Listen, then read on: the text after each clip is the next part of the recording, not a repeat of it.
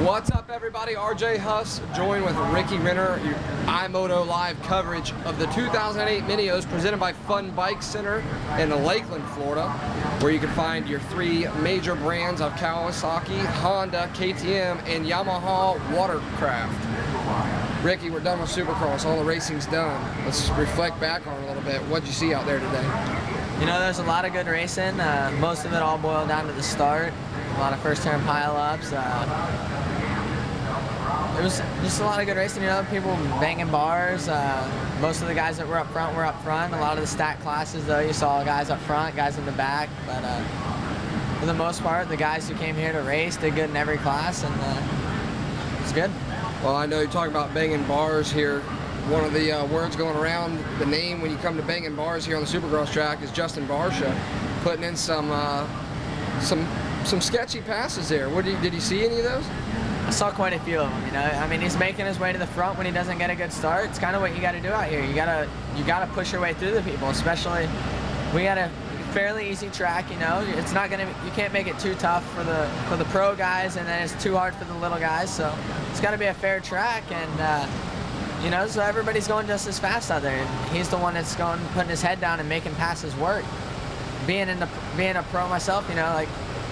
A lot of the younger guys that just moved up are complaining about it, but you know, he's putting his bike in there, he's making passes happen, and that's kind of what you got to do.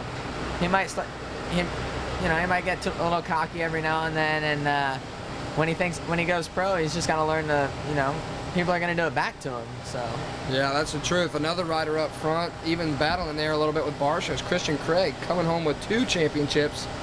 Did you get to catch any of those motos? Yeah, I got to see all of them, fortunately. Craig's not riding either of the stock classes, and he's running both mod classes. He's got his bikes running really good, and actually the first moto in 450, or the main in 450, he got the whole shot, I believe, and actually no, Drew Yenrich got the whole shot in that one, and he led a couple laps, and then Craig actually passed him, and Barsha was right there with him and tried to stick it in on Craig, and Craig actually battled back and knocked him off the track. And Barsha, that was his worst finish of the day, and he ended up, I think, 6th or so. But Craig's riding really good. He came home, he whole shot at 4-stroke and came home with a win in that one, and be anxious to see what he does outdoors.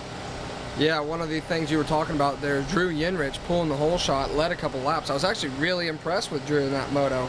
Came out riding really well, had a good start, led a few laps, I believe the first 2 or 3 laps, battled and stayed right there. He did drop back to 3rd place, but still a great ride from Yenrich.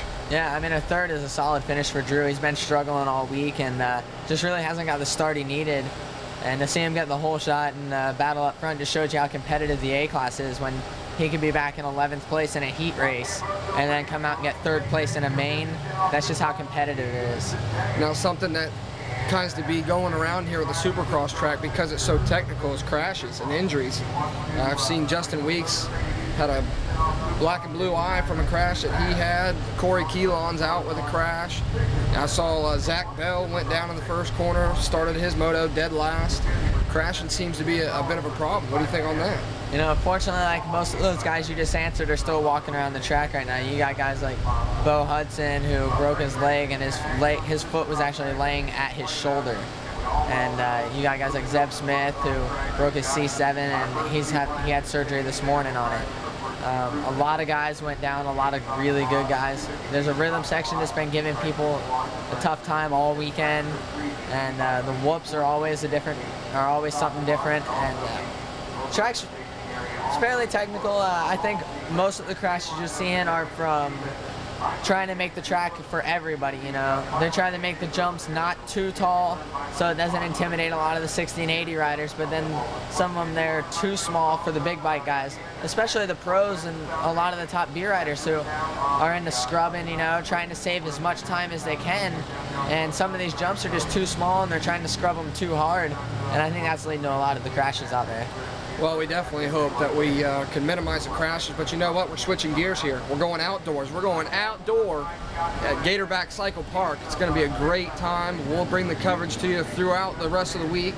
You can check us out at www.imotoonline.com, and we will bring you more footage. Ricky, We've been here a couple times. We'll be back for the rest of the week.